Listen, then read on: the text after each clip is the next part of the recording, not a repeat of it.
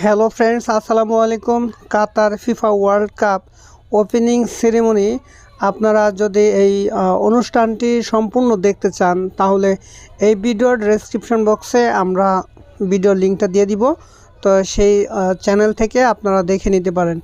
তো চমৎকার একটি অনুষ্ঠান হচ্ছে এই কাতার ফিফা ওয়ার্ল্ড কাপের।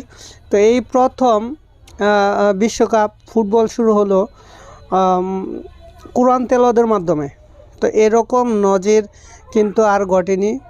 তারপরেও কোরআন তেলাওয়াত করেছেন এমন একজন ব্যক্তি যার কিনা পা নেই, কোমর থেকে তার সম্পূর্ণ অংশই আছে, এমন একজন হাফেজ। তো তার কোরআন তেলাওয়াতের মাধ্যমে কাতার ফুটবল বিশ্বকাপ খেলাটি উদ্বোধন হয়েছে।